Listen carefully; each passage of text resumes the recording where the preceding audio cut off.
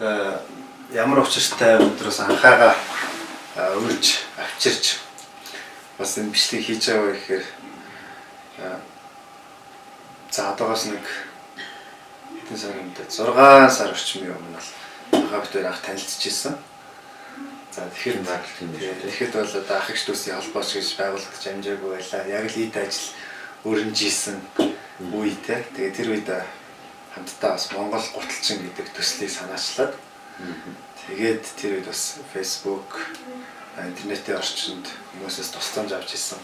Тэгэхэд бол 5,000 дахгүй 10,000 дахгүй хүмүүс бол маш олон хүмүүс бас тусалж ирсэн тий.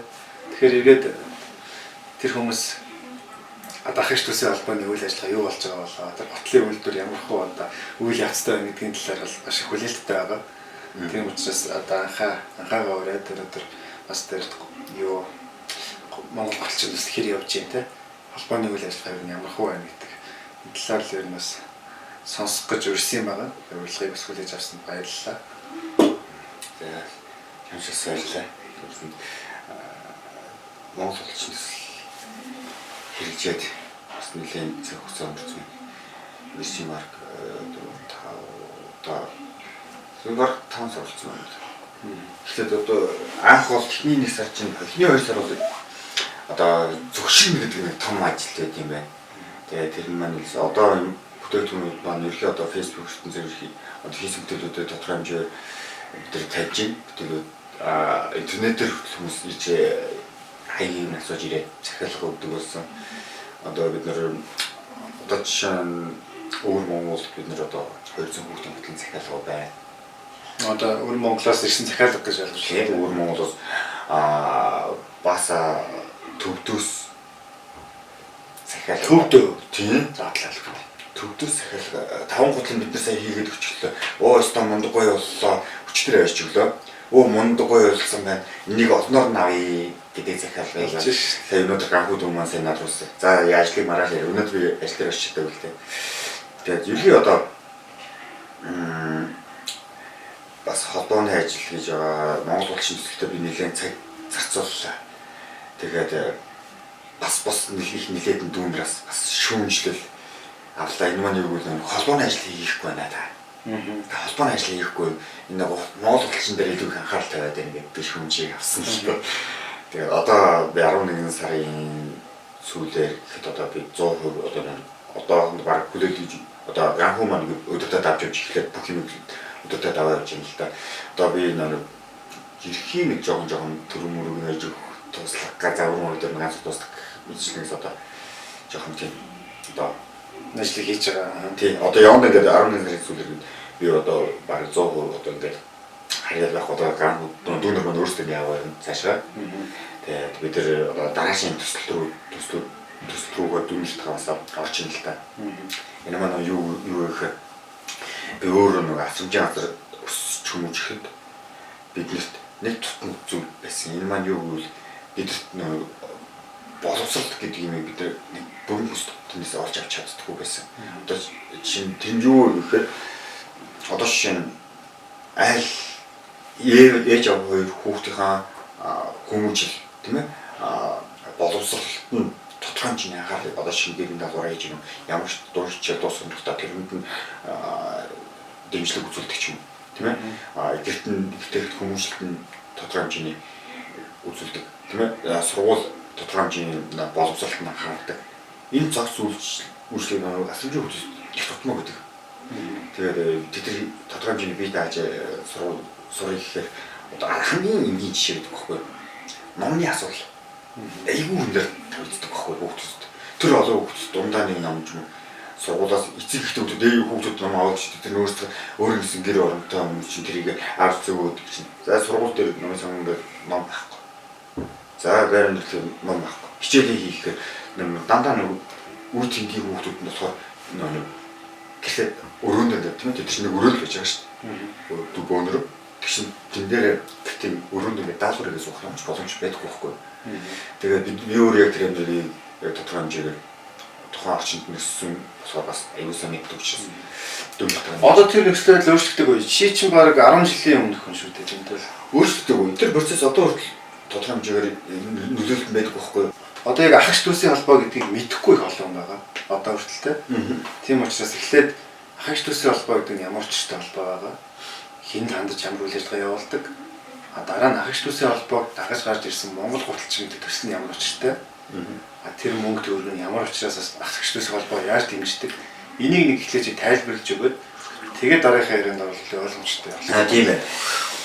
За ах ш дүүсийн холбоо гэдэг маань одоо ах, эгч, дүүс гэдэг одоо хүүхд тасран хүмүүжүүлэх төвөөс төгсөж гарсан одоо Монгол улсын хэмжээнд ганцхан хүүхд тасран хүмүүжүүлэх төв байдаг. Улсын хэмжээ. Улсад харьяалах. Ямар хүүхдүүд хүүхд тасрамжийн төвд очдөг юм? Унчин хүүхдүүд Хагас бүтэн унчин тэгээ дээр нь одоо ээж аав нь тийм хөгжлийн бэрхшээлтэй ч юм уу тийм ээ үр хүүхдээ тийм ээ өсгөн хүмүүжүүлэх боломжгүй эсвэл эцэг их нь олон жилийн яаж шийдэл авсан ч юм уу эсвэл хүн төвчтэй ч юм уу их хэмжээний тийм хүүхдүүд очдог. Энэ маань бүр яасласаа ихтэй цэцэрлэг төчтэй тайнаад орцсон. Ах ш дүүсийн холбооны хувьд зөвхөн асрах газрыг төгсөж гарч ирсэн тэр хүүхдүүдэд чиглэж байна. Нэг бол бас одоо бид нар гудамжинд тэнмэл гэж бас яриад байгаа. Өнөөдөр ч гэсэн бас 2 өдрийн өмнө хаяг тогтоох дээр яваад утсан тийм ингээд хүүхдүүд байж хэлэлтэй. Тэгээд бас гудамжаар мерсээр тэнмэл хүүхдүүд их байна. Гэхдээ нэг үеийн бодвол ийм болцсон юм байна. PC-ийн тондог болцсон юм л да. Нэг ороод 25 хонд юм байна. Тэгээд нэг шөнийх нь мөнгө 3000 төгрөг. Тэгээд 500-аас 3000. Тийм. Тэгээд ингээд бохмох зараад гэж байна шүү дээ. Тэгээд ингээд мөнгө олоод тэрүүгээрээ тэр нэг гоймоо аваад тэр ерөө PC-ээр ордог юм байна л да. Тэгээд тэндээ хондог. Тэгээд тусгай юм урт санал хүртэл байдгийн одоо унтах зориулагдсан тэр PC-ийн санал энэ төр. Тэгэхээр бас энэ хүүхдүүдэд ч гэсэн бас чиглэж гин үү? Ер нь л одоо ах ш дүүсийн холбоо гэдэг нь яг аль зорилтод бүлэгтээс чиглэж үйл ажиллагаа явуулж байна. Энэ маань эхлээд бид нар бол мэдээж ямар нэгэн зүйлсийг эхлэхийн тулд сүр хундаан байх хэрэгтэй. Бид нар эхлээд эхний зорилт маань эхлээд бид угаасаа тэртээ дөрөв 500 төсч гарсан 500 ах эгч дүүснэр байна. Бид нар зайлшгүй тодорхой хэмжээний хэрэгцээ шаардлага туслах хэрэгцээ шаардлага байна уу байна. Энэ дээр тулгуурлаад энэ дээр ихтэй ажиллах хэрэгтэй. Тэгээд энд ажлууд зэгцлээд ирээд асуудлын зэгцлээд зохицуулаад ирж шүү дээ. Тэгэхээр заавал тэр 500 хүүхдүүд яг тэмдэглэж дараа нь тийшээ гэхгүй ерхий суурь дээр тэрэндээ тулгуурлаад Монгол улсын хэмжээнд байгаа бүх жив бүх залуучуудад үйлчлэх хүрх зорилттой байна л да. Тэгээд одоохондоо бид нэр дэмжиж эхлээд удааг байна. Одоо дэмжиж эхлээд тэр 500 хүүхдүүдийн асуудлыг шийднэ гэдэг газар маш олон хүүхдүүд гэр оронгүй байна. Маш олон хүүхд оршин тогтнол сайгүй байна. Тэд яагаад байхгүй байгаа? Өөр нэгэн гэр орон газаргүй бүртгэлгүй явж шít. Монгол улсын иргэн гэж падад асуултаа аль нэгэн газар хаяал байхгүй. Зүгээр зарим хүүхдүүд зүгээр автоматар иргэний өрхөн дээр нь автоматар хаяг тэдгээр байргад одоо хүүхд асар хүмүүжлэх төвийн хаягнан дээр байсан хүүхд одоо хүртэл тэрийн дүүргээс хорооноос нь шууд автоматар нэг байрны хаяг өнгөдөө тэр тоодч хаач байдаггүй байхгүй. Ямар ч айл нэгээс эхэлдэг тийм ээ. Тэгээд дандаа зарим хүмүүс тэр тоодтой одоо хүүхд асар хүмүүжлэх төвийн хаягнан дээр байна. Зарим хүмүүсүүд нь зүгээр нэг тань шимтэг хүмүүсүүд хаягнан дээр дотор нь байна. Тэгсэн чинь өөр хэсгээр оронгоо зүүн тогтож болж байна. Одоо шин сая ихч манай нэг зориг нэг дүү маань хүүхд нь одоо эхнэр төрөөд одоо 20 хоногтой охинтой болсон. Тэгээд хаа би ингээд эхний хүүхдтэйгээ амьдрах гэсэн чинь битүү орох байхгүй. Юу ч байхгүй. Тэгээд би ингээд ажиллаж надад дүүргэс нэг газар гэр хөлстэй төгөж гээд ирж байгаа чинь энэ шаардлага байхгүй. Тэр хүүхд амьдрах гэр бүлээ зохио сайхан амьдрий гэж хүсэл эрмэлсэн байдаг. Тэрнээс сайхан мэдээлэл болоод нэрс биелж өгдөг. Энд дээр биш одоо тэрэн дээр өөрөглөн ингээд ингэж найруулж мэдчихээд хөлсдөх асуудал дээр одоо ганц бичвэр цаасны бичвэр бүдүүлдэг шүү дээ. Одоо асрамжийн газрын тодорхой төс байсан тодорхой болгох хэрэгтэй. Тэр бичвэр бүдүүлдэг хөлсдөж өгье гэдэг. Энэ талаар ганцхан энэ нэг хүүхд биш. Энэ чинь нэг хүүхд төлөөлөл одоо асар хүүхд байгаа байхгүй. Эхний асуудал дээр ингээд энэ асуудал шиг тэгээд асрамжид байгаа хүүхдүүдийг бас ирээдүйд төсч харахад нь боловсролт нь анхаарал дүүнер маань ах ич дүүнер маань нэгдээд юу гэж байгаа. гасамжийн газрын гастаа нэг нэлээд том өрөөг тогтчуулаад номын сан хичээл хийдэг. Одоо уншлагын танхимтай номын сан тогтчулж өгье гэдэг төсөл боловсруулаад одоо нэлээд төсөл маань нэлээд гайгүй боловсруулаад асуудлаа дуусчих. Одоо хийж чадвар одоо санхүүгийн асуудал шийдэх асуудал руу орох. Тэгэхээр санхүү гэж юм л та. Яг энэ санхүүн дээрээс хоёлаа дараагийнхаа сэдвээр оръё. Мэдээж ах эгч төслийн албаа бол энэ их ажлыг хийхэд мөнгө хэрэгтэй байгаа. Тэгээд анхаас энэ мөнгийг яаж одоо зохицуулах юм болоо гэж бодож байхад бол та нар өөрсдөө бид нар гутал хийж чаддгаа тийм.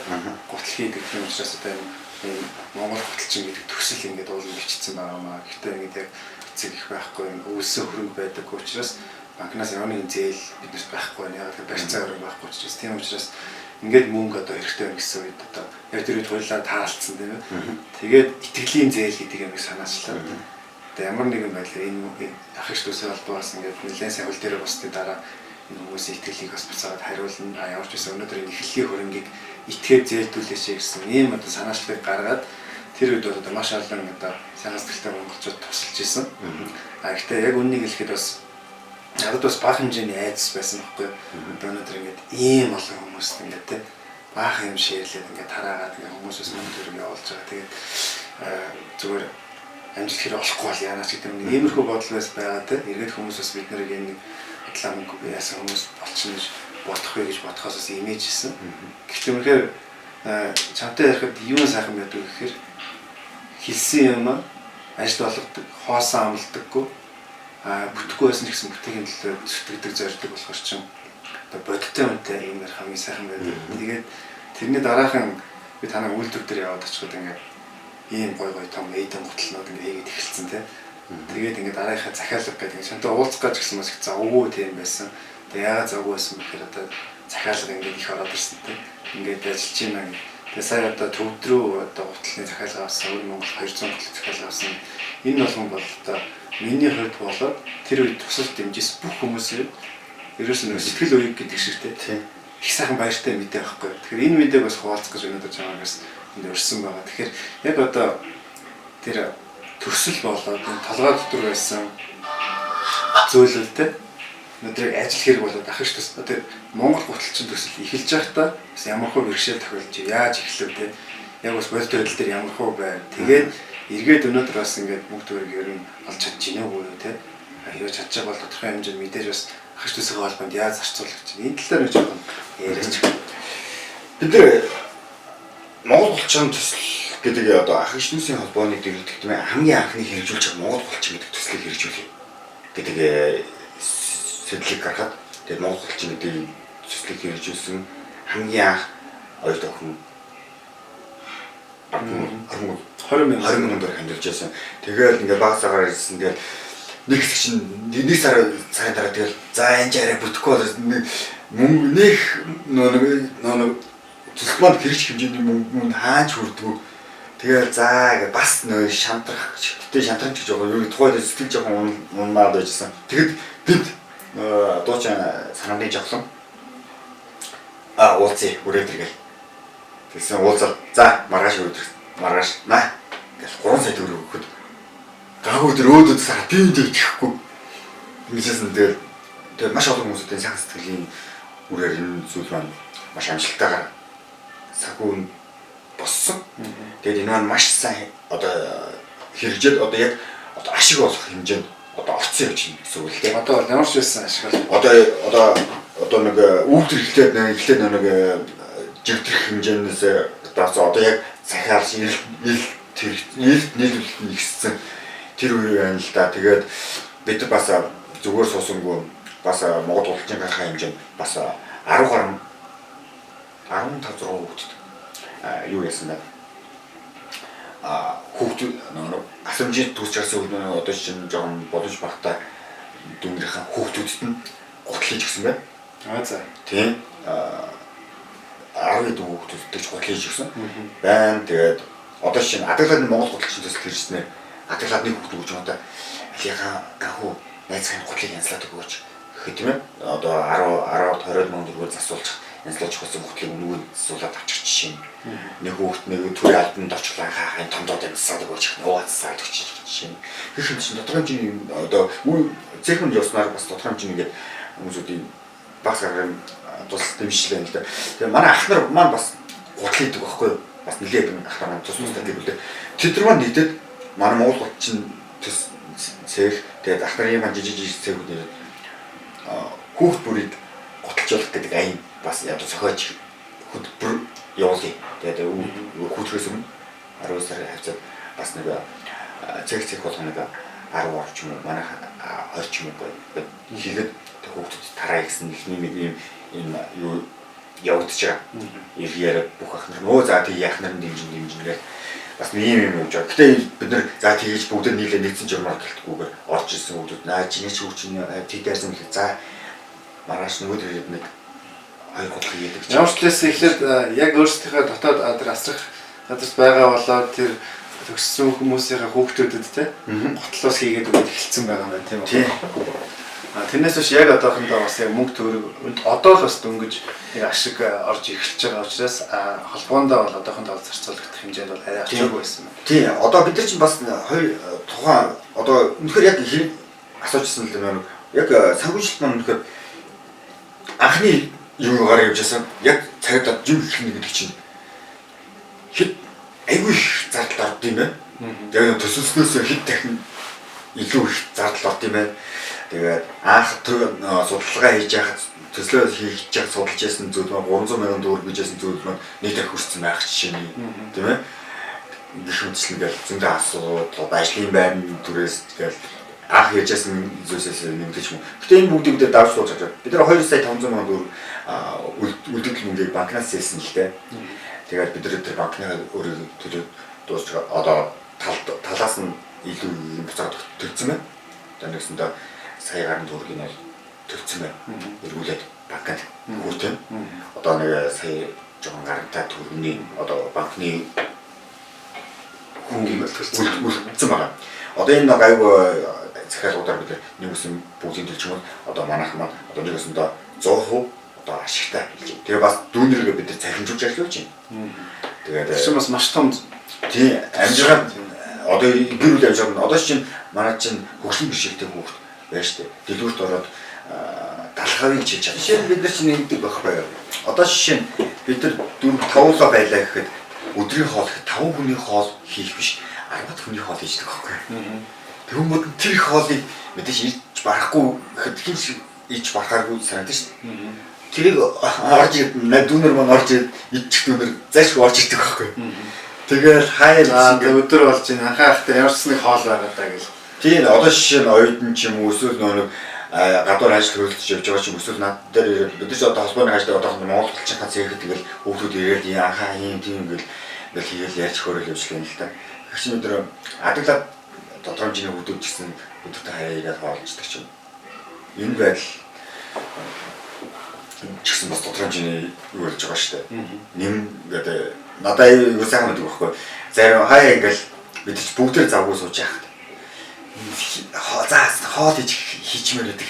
За яахаа гэхэд энэ очиод али аяа төгнө угааж байдгаас хоолыг нэгжгэл хоёр шүрдэл өгч нэг хөлтөд орж яа туслах нь юу вэ гээл. Тэгэл одоо ингээл яванд нэг юм мэдээж өргөж. Би бас анхаа нэг ингэж ажиглалаа. Сая бас нэлээ хүүхдийн арга дээр бас ажиллалаа. Тэгээд энэ юун дээр эмэгтэйчүүдийн арга дээр нэрээ хүүхдүүд байдаг юм байна. Хүүхдч бас байдаг юм байна. Тийм. Дээрээс нь хоёр тогтоох гэдэг газар тийм. Ингээд ер нь хүүхдүүдийг хараад дараа нь хор хангид хоригдож байгаа хүмүүсийг хараад тийм дотор бас асрамжийг төгсөөд гарсан юм байна л да.